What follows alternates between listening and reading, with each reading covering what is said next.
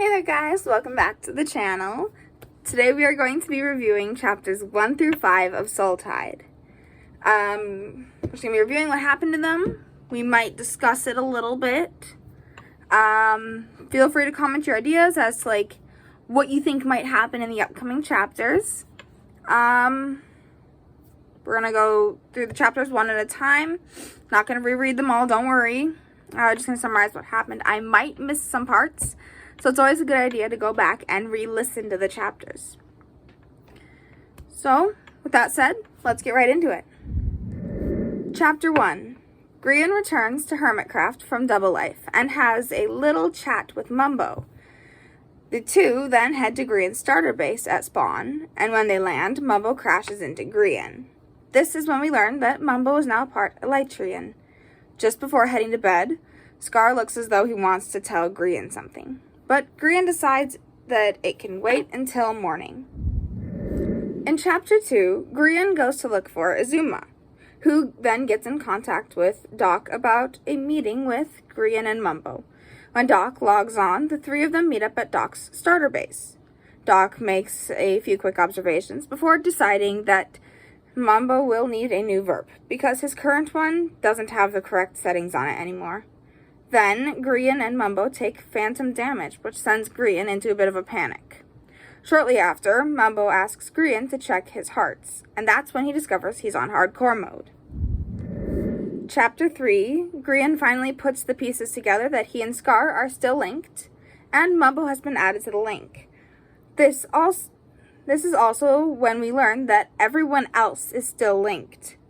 Grian goes off in search of Scar to tell him about the glitch. Instead, he runs into Tango, who is furious about still being connected, having been taking damage all morning.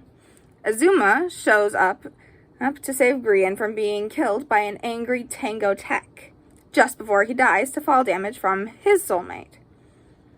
Tango then lets Grian continue his search for Scar.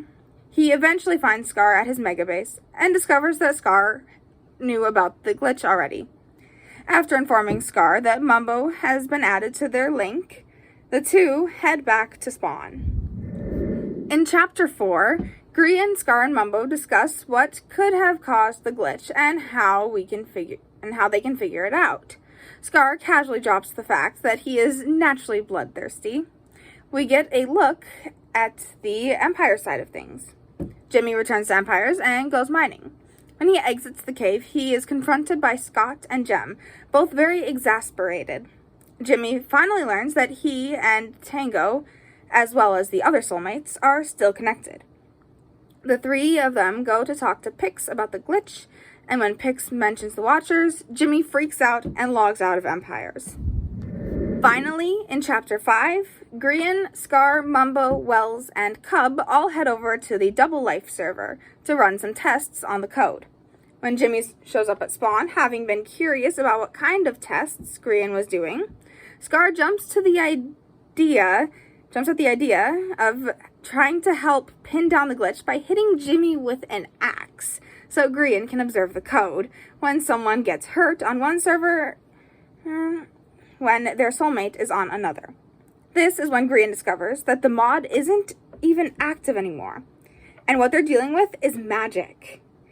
Grian then heads back to Hermitcraft to bother Azuma about giving him Operator, so he can look at the code. Azuma tries to distract Grian by diverting his attention to his comm. He sends Grian to Zed before Zed can come looking for Grian, having not answered any of his messages. So, in review, that is chapters 1 through 5, and this is where we left off. I hope this helps catch you all up, or as a refresher as to what we talked about or what was read in the previous 5 chapters. Other than that, thank you so much for watching. Please be sure to drop a like on the video if you enjoyed, and maybe even subscribe if you're subscribing. Why not hit the notification bell so you never miss another upload? Have a nice rest of your day, everyone. Thanks again for watching.